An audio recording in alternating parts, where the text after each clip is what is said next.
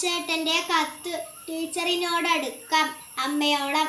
പ്രിയ DCL കൂട്ടുകാരെ, മനസ്സു നിറയെ മറ്റുള്ളവർക്കായി പകർന്നു നൽകാൻ സ്നേഹം മാത്രം നിറച്ച് യാത്ര തുടങ്ങിയതായിരുന്നു സിസ്റ്റർ ഹേസ്ലെറ്റ് SD എന്ന അധ്യാപികയായി വിരമിച്ച സന്യാസിനി.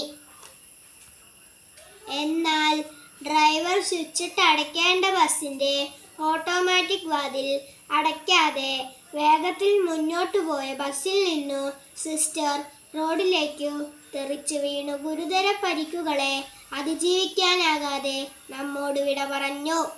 കോതമംഗലം കോഴിപ്പിള്ളിയിൽ വെച്ചുണ്ടായ അപകടത്തിലാണ്.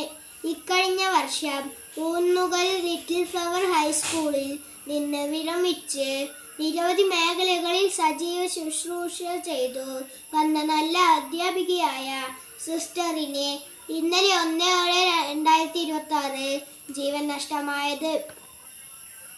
കാഞ്ഞിരപ്പള്ളി സെന്റ് മേരീസ് ഗേൾസ് ഹൈസ്കൂളിലെ അധ്യാപക സമൂഹത്തിൻ്റെ പ്രസരിപ്പായിരുന്നു.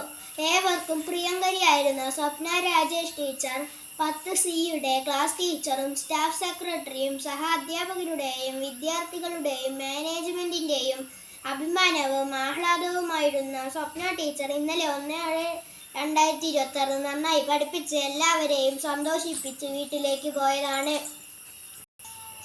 പതിവ് പോലെ ഇന്ന് രാവിലെ സ്കൂളിൽ എത്താമെന്ന പ്രതീക്ഷയിലാണ് പ്രിയ ടീച്ചർ പോയത്. എന്നാൽ വീട്ടിൽ വെച്ച് പെട്ടെന്ന് ഹൃദയാഘാതം ഉണ്ടാവുകയും ജീവൻ നഷ്ടമാവുകയുമാണുണ്ടായത്. പ്രിയ കൂട്ടുകാരെ, 2 ഗുരുശ്രേഷ്ഠർ അപ്രതീക്ഷിതമായി വിദ്യാർത്ഥി ലോകത്തോടു യാത്ര പറഞ്ഞു.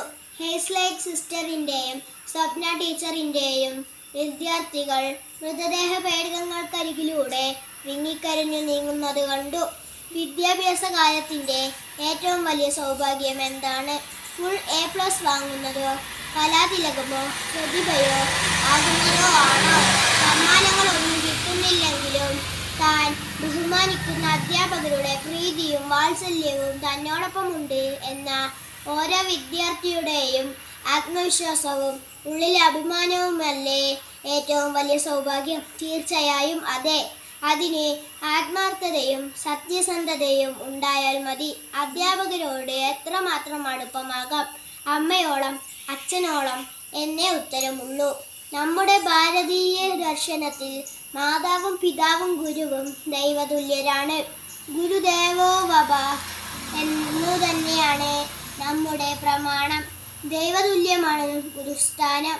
ഗുരുത്വം എന്ന മഹാകൃപ വിദ്യാർത്ഥിയിലേക്ക് വർഷിക്കാൻ ഉള്ളിൽ വെളിച്ചമുള്ള ഗുരുവിന് മാത്രമേ കഴിയൂ. അതിനാൽ നമ്മുടെ എല്ലാ അധ്യാപകരെയും നമുക്ക് അങ്ങേയറ്റം ആദരിക്കാൻ ഒട്ടും ബാക്കി വെക്കരുത്. അവരെ അമ്മയെപ്പോലെ സ്നേഹിക്കുക. സ്നേഹം ഒട്ടും കുറച്ച് കളയരുത്. അവരോട് ഹൃദയം തുറന്ന് സംസാരിക്കാം. മറ്റൊരവസരത്തിലേക്ക് മാറ്റിവെക്കരുത്. പിന്നീട് അവസരം കിട്ടിയൊന്നും വരില്ല.